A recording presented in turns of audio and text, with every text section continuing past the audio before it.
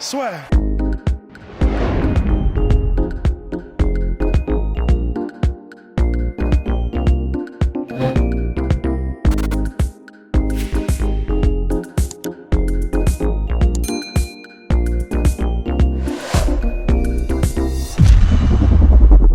Bonjour à toutes et à tous, bienvenue dans le podcast La Sueur. Calvin. 16 janvier prochain, main event, UFC Apex de Las Vegas, le grand retour de Blessed Max Holloway contre Calvin Kattar, le numéro 1 de la catégorie, contre le numéro 6. C'est un combat qui était... Mais heureusement que c'est pas le numéro 1 contre le numéro 50. Exact.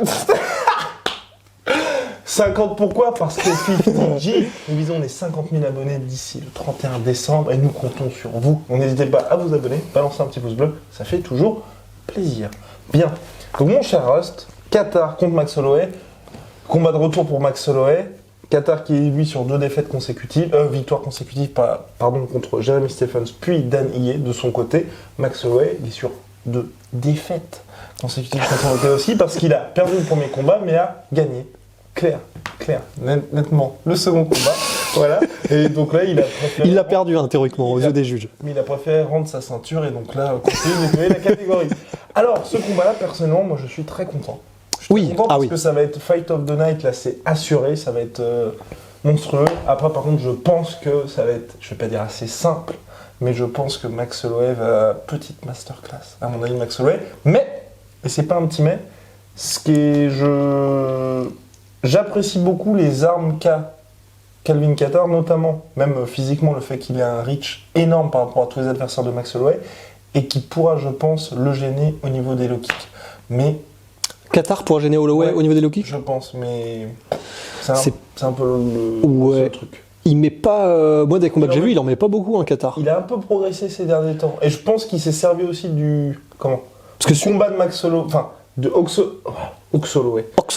Holloway Ortega et Volkanovski 1 et 2, mine de rien, pour se dire de toute façon, c'est clair que de toute façon, maintenant, il y a entre guillemets, évidemment, parce que c'est Max Holloway, c'est-à-dire qu'il y a peut-être que Volkanovski au monde qui peut les placer aussi. C'est comme de dire qu'il faut fatiguer McGregor. Ouais, voilà, c'est simple, il suffit juste de l'amener au 4e round. Ouais, bon courage. Et en gros, Max Holloway, c'est pareil, c'est pas juste, il suffit de lui mettre des low kicks en fait. La raison pour laquelle, Volkanovski les met et a réussi à les mettre et a vraiment endommagé les jambes d'Holloway, c'est parce que derrière, il y a un travail en feinte, un travail en angle, un travail en déplacement, un travail en timing. Et en travail physique aussi, parce qu'il faut aller vite quand même, qui est impressionnant. Et je sais pas si tout le monde peut faire ça.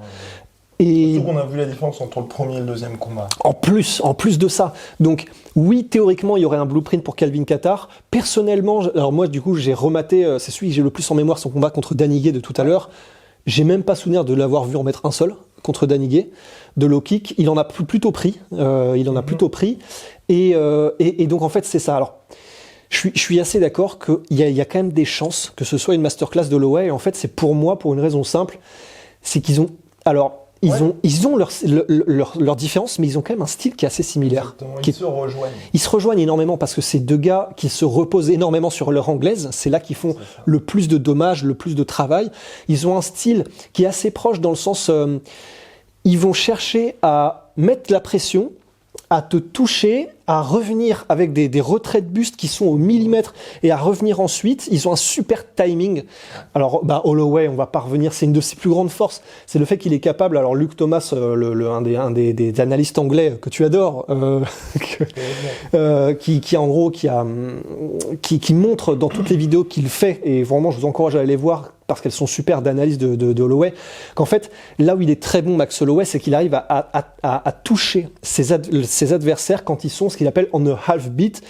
Et en gros, c'est-à-dire, c'est au moment où... Demi-beat. Oh, une demi-molle, quoi. Et en gros, c'est au moment où... je sais pas, ça glisse trop.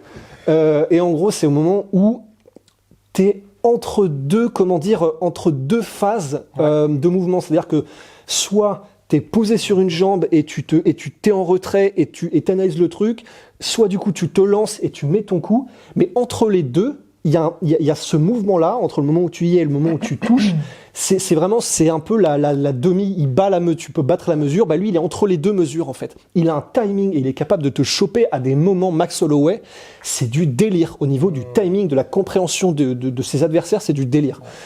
Et Kattar a un petit peu ça. Il l'a un peu moins, à mon sens, et c'est pour ça. La montée continue en puissance. Ah alors ça, pour moi, j'allais y venir après, mais voilà, je suis d'accord. Parce que Kattar là aussi. La montée en puissance, il l'a, mais c'est pas aussi spectaculaire. En fait, les deux se reposent sur du timing, sur une superbe anglaise. Et alors, Kattar, ça, il le fait limite encore mieux que Holloway, de toucher à la fin de ses coups. Et en plus, comme il a une super allonge, c'est effectivement là où il peut troubler Holloway à mon avis, sur les premiers temps. Et plus d'explosivité aussi. Et je le trouve plus rapide, plus explosif, plus rapide Kattar. Et moins de combinaisons. Et là aussi, c'est ce qui fait. Putain, mais damn. C'est ce que j'allais dire aussi. Hein. Et là, je pense qu'il va prendre l'eau là-dessus. Ouais. À partir du 3e, 4e. Alors c'est ça, parce qu'en fait, oui, Calvin Kattar n'est pas non plus noyé au niveau du cardio, etc. sur les 4e, 5e rounds. On l'a vu avec Danny Gay, il y a pas de problème. Mais ça n'est pas, à mon sens, une montée en puissance. Comme Max Holloway. Et Max Holloway, il monte en puissance parce qu'il te comprend de mieux en mieux. Et c'est pareil, dans le décryptage de l'adversaire, je trouve que Holloway est plus efficace. Exactement. Il te comprend mieux, il te cerne mieux et il est plus capable à la fin des fins, quand il t'a compris, de tout allier. D'allier les feintes, les déplacements, les coups au bon moment, quel coup mettre. Une fois qu'il a dressé ton profil, je trouve que Max Holloway est beaucoup plus efficace pour te terminer ou en tout cas te mettre dans le mal comme jamais. Il faut dire aussi, mine de rien, que Max Holloway, il est en combat pour le titre depuis 2016. Je crois que c'était lui. Non, j'ai peur de dire des bêtises, mais je crois que c'est un combat consécutif pour le titre. C'est absolument monstrueux. Et pour le coup, c'est vrai que tout ce qu'on dit sur Max Holloway, oubliez un tout petit peu. C'est ça qui est un peu compliqué, les 2 derniers combats contre Volkanovski. C'est vrai que ces 2 derniers combats contre Volkanovski, c'est plutôt Volkanovski qui a montré qu'il pouvait s'adapter à Max Holloway. Parce que le premier combat, Max Holloway ne s'est pas adapté du tout. 2e combat, 2 premiers rounds superbes. Et ensuite, c'est Volkanovski qui a réussi à apporter les réponses à Max Holloway en mixant avec la lutte et tout ça. Et c'est ça le truc, c'est qu'en fait, Max Holloway, c'est peut-être un des meilleurs de l'UFC à cerner ton profil et à, une fois qu'il t'a cerné, réussir à dérouler. Le problème, c'est que s'il n'arrive pas à te comprendre totalement et à pouvoir te cerner, il n'y a aucun moment où du coup il peut dérouler et passer la seconde. Et contre Volkanovski, et ça encore une fois on peut le rendre à Eugene Berman de City Kickboxing, là où s'entraîne Adesanya et tout ça, ils arrivent avec une variété de coups, de feintes, de déplacements, une profondeur de jeu qui est telle, ils t'offrent tellement de... en gros, comment est-ce qu'on pourrait dire il te propose tellement de postures, d'attaques, de déplacements différents que d'options. Ouais, c'est ça. Il y a toujours quelque chose auquel tu n'es pas habitué. Ça n'est pas un pattern connu et que du coup l'adversaire est capable de dire ah oui, quand il se déplace là, je sais qu'il va faire ça, ça, ça. Les mecs de City Kickboxing sont tellement variés et justement ils savent que c'est le nerf de la guerre que de ne pas être prévisible. Que c'est hyper chaud en fait. Et Volkanovski a sa lutte aussi. Je pense que c'est qu'il est aussi fort. Exactement. Parce que, et on l'a vu contre la revanche contre Max Holloway, il allait vraiment perdre le combat pour le coup. Et il s'est servi de sa lutte, qui est excellente, mais il s'en était pas servi jusqu'alors et il avait fait OK. Ouais, et ça encore une fois, voilà. Tu sécurises les takedowns. C'est ça. Et ça, c'est encore une fois parce que ça aussi, c'est quelque chose qu'il faut rendre à Volkanovski. Et après, on revient sur Holloway Kattar, mais c'est le fait que c'est un des combattants à l'UFC qui comprend le MMA de façon la plus naturelle et instinctive. Je crois que j'ai rarement vu un combattant qui comprend aussi bien, mais c'est organique le MMA dans le sens... On a commencé si tard d'ailleurs. Et en plus, et c'est ça qui est ouf, après une carrière au rugby australien ou au rugby, je sais plus, football australien ou rugby, je crois que c'est rugby. Et en tout cas, il a une compréhension de mettre des coups, puis plonger dans les jambes, le timing pour plonger en takedown et se relever. Il comprend tous les aspects du MMA et il les imbrique d'une manière qui est impressionnamment organique, si ça a du sens. Donc revenons à notre cher Calvin Kattar, plus gros combat de sa carrière. J'aurais aimé pour le coup, tu vois, et là ça m'aurait vraiment aidé, puis rassuré de son côté, à ce que le combat contre Zabit Magomedsharipov se fasse en 5 rounds et non en 3. Absolument. Parce que c'est vrai que les 2 premiers, si vous avez regardé ce combat-là, c'était clairement avantage Zabit. Et ensuite, là, par contre, il y avait notre cher Calvin Kattar qui commençait, mine de rien, à remonter, sinon à prendre le dessus. Et là, c'est vrai que ces 2 derniers combats, aussi bien contre Jeremy Stephens que contre Dan Ige, c'est, à mon sens, des adversaires qui ne sont pas du calibre de Calvin Kattar. Pour moi, il a juste fait le travail. Jeremy Stephens... Dan Ige, je sais pas. Parce qu'il est quand même super bon, Dan Ige, et complet. Ouais, bah... Mais effectivement, je mets Kattar quand même un poil au-dessus. Je le mets, ouais, c'est pas... Enfin, tu vois, par exemple, Dan Ige par rapport à Jeremy Stephens, pour moi, elle n'est pas suffisante, en fait, cette marche en avant. Alors qu'un combattant qu'on aime aussi beaucoup, qui ressemble à Hatton... Oui, qui s'est fait exploser d'ailleurs contre Jeremy Stephens, qui a des tatouages, qui effectivement ressemble à Hatton. Merde. Mais oui, effectivement. Bref, cet adversaire-là, ça aurait été très bien pour moi pour Calvin Kattar. C'est vrai. Voilà. À la place de Dan Ige. C'est vrai. En plus, Dan Ige, il était aussi dans ce côté un petit peu prospect de la catégorie. Tu vois, tu faisais s'affronter 2 mecs qui arrivaient dans leur prime et t'allais un petit peu briser une espèce de, mine de rien, de bonne série. Parce que Dan Ige sortait d'une victoire contre Edson Barboza qui venait de descendre chez les featherweight. Enfin, c'était assez bizarre de la part de l'UFC de faire ça. Enfin bref, Calvin Kattar s'est donc imposé contre Dan Ige en 5 rounds, il n'y a pas photo. Et là, plus gros combat de sa carrière face à Max Holloway. Bon, là, c'est vrai que pour moi, là aussi, je suis assez surpris en fait. Du matchmaking de l'UFC. Moi aussi, quoique. Parce qu'en fait, bon, c'est vrai que du coup, il va passer de Dan Ige et Stephens à Max Holloway. Le step-up, il est monstrueux. D'un autre côté, en fait, je pense que l'UFC a vu aussi, au-delà des 2 victoires consécutives de Kattar, alors que Holloway est sur 2 défaites.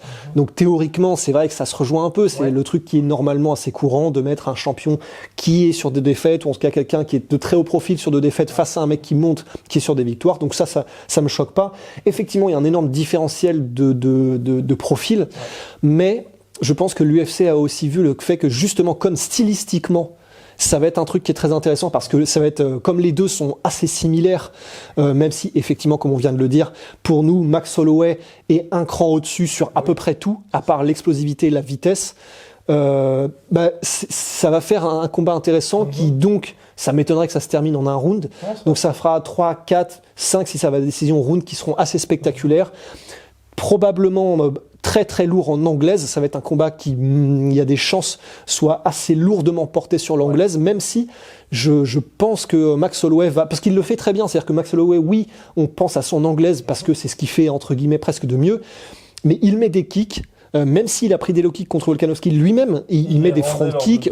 Déjà il les rendait lors du 2e combat, absolument. Il est très bon aussi en kick, il est bon à toutes les distances aussi, et je trouve même qu'il est beaucoup plus varié et qu'il utilise ses armes et sa variété d'armes beaucoup plus que Calvin Kattar. Enfin, l'enchaînement là sur le knockdown qui met Volkanovski, il est somptueux, sur le head kick. Je l'avais même oublié, tu vois. Donc, et le head kick. Ah ouais, non, mais il est somptueux. Et c'est pour ça, comme il mixe mieux son MMA, enfin, son kickboxing en tout cas, mais même le MMA aussi, dans une manière générale, c'est pour ça que Max Holloway, non seulement en anglaise, ça va être très intéressant. Si c'était juste un combat d'anglaise, franchement, pour moi, c'est kiff-kiff. Parce que ce que Max Holloway rend au niveau vitesse et explosivité, il les rend effectivement en combo et en timing, et en plus en cardio qui lui permet de mettre une pression de plus en plus étouffante au fur et à mesure du combat. Mais le fait qu'il soit aussi diversifié, qu'il utilise ses armes, et pourquoi même pas, non pas des takedowns, ça lui ressemble pas, mais en tout cas en combat debout, effectivement il y a des chances que petit à petit Max Holloway montre que champion, quoi. C'est ça. Ce qui pourrait être intéressant pour Calvin Kattar, après j'ai pas énormément vu faire ça, c'est s'il arrive à chaque fois à briser le rythme et les combinaisons de Max Holloway avec des contres assez puissants. Façon Poirier. Ouais. Le problème, c'est que Poirier, il a une lourdeur de main dans le combat contre Holloway que n'a peut-être pas Kattar, parce que Kattar... Et qui n'est pas aussi à l'aise en courte distance non plus, je pense. Ouais. Dans les échanges comme ça. C'est vrai. Je vois même faire ça. Quoique, quand on voit quand même ce que Kattar a fait contre Stephens... Oui, c'est vrai. Ça peut. On rappelle donc, c'était un coup de genou, je crois... coup de genou. Non, c'est pas... Si, je suis sûr que si. Parce que moi, j'avais souvenir une fois qu'il est au sol, qu'il allait lui mettre un coup d'emprime. Ah merde, je me souviens plus. En tout cas, il y a un coup là-dedans qui fait mal. Il y a quoi, c'est terrible. Ouais. Bah, il est passé à ça de littéralement mourir quand même, Jeremy Stephens. C'est vrai? Non, mais je veux dire. Ah oui, enfin, oui. Voilà, ça passait, c'était fini. Ouais, donc à la limite, pourquoi pas? Franchement, c'est vrai que pourquoi pas pour Qatar essayer vraiment de raccourcir les distances et de combattre vraiment en mode John Jones, Teixeira ou contre la cage, ou en tout cas vraiment pouvoir utiliser le Muay Thai full effect. Le problème, c'est que ça veut donc dire se rapprocher, et surtout, parce que se rapprocher de son adversaire sur une attaque éclair, ça, c'est le nerf de la guerre, et ensuite, soit tu arrives à le toucher, soit il évite, et il s'en va. Mais s'approcher en attaque éclair de Holloway, ça peut se faire, quoique c'est très compliqué, parce que gestion des distances de Holloway, elle est magique. Mais en plus de ça, donc ça voudrait dire, pour pouvoir utiliser les coudes et des enchaînements ou quoi que ce soit en courte distance, il faudrait rester suffisamment longtemps pour que soit tu aies réussi à plaquer contre la cage Max Holloway, soit tu réussisses à rester au contact de Max Holloway au milieu de la cage.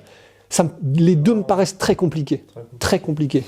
À moins d'accepter un peu, parce que c'est vrai que mine de rien, et c'est là où j'ai un peu espoir, c'est vrai que du côté de Calvin Kattar, c'est qu'il a aussi ce côté un peu de signe poirier, il accepte de se prendre des coups, mine de rien, et ça ne lui fait pas peur. C'est pas quelque chose qu'il va éviter, je pense notamment au combat contre Zabit Magomedsharipov. Oui, c'est vrai. Et là, c'est vrai que c'est contre Max Holloway, t'es obligé d'avoir cette dimension-là aussi. C'est sûr. Tu sais que tu vas te faire toucher forcément. C'est sûr. Et mais t'es obligé d'accepter.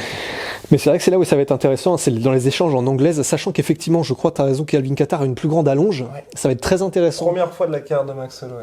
Et ça, c'est assez ouf. Hein. Mais du coup, ça va être assez intéressant, parce que les deux, comme ils ont ce style un peu de pam, pam, hop, et on revient, ça va être, je sais pas, ça va être un peu comme les robots, tu sais, l'espèce de truc mécanique, genre boum, boum, boum. Ouais, c'est ça, ouais. C'est ça, voilà, donc ça va être intéressant. En tout cas, ce sera beau, parce que les deux, et on peut le dire, ils ont une technique qui est juste somptueuse. Oui. Honnêtement, pour moi, en anglaise pure et en termes de... Alors après, c'est parce que c'est plus académique que Max Holloway, même si l'anglaise de Max Holloway, la compréhension de la mécanique, enfin disons de la chaîne cinétique et tout, elle est incroyable aussi. Mais dans un style plus académique, au niveau de la manière dont il met les coups, au niveau... la boxe de Kattar, c'est juste, c'est à chialer, quoi. C'est tellement beau, c'est tellement beau. Les mouvements, le timing, la manière de les mettre, la rapidité d'exécution, les déplacements. Ah non, son anglaise, elle est juste sublime, hein, Kattar. Son jab, magnifique. Donc voilà, réponse le 16 janvier prochain. Max Holloway est-il fini? Fin de carrière pour Max Holloway? Quand même. Blague à part, n'hésitez pas à nous balancer vos commentaires, vos pronostics en commentaire de ce choc, bien évidemment, on y reviendra, parce que ça va être assez intéressant, et je suis quand même assez curieux de savoir à qui ils vont donner le prochain title shot, du coup, chez les featherweight. Ouais. Brian Ortega, Zabit Magomedsharipov. Peut-être les faire combattre tous les deux, d'ailleurs. Peut-être après je pense pas, je pense que l'UFC va pas se gâcher une carte. Oui, oui, c'est sûr. Surtout Brian Ortega, mine de rien, comme il y a eu la très belle victoire contre le Korean Zombie, mais par contre, Korean Zombie Zabit, moi j'aimerais bien. Korean Zombie, ouais, je suis d'accord. Ouais, mais grave. Bref, la soirée matchmaker, big shout out à My Sweet Protein, My Protein, moins 38% sur tout My Protein avec le code la sueur, moins 10% sur tout Venom avec le code la sueur. N'hésitez pas à nous soutenir, à les soutenir en allant choper tout ça. Le lien est dans la description. On se retrouve très vite pour une nouvelle aventure, Rust. Je crois bien. Allez. Soit.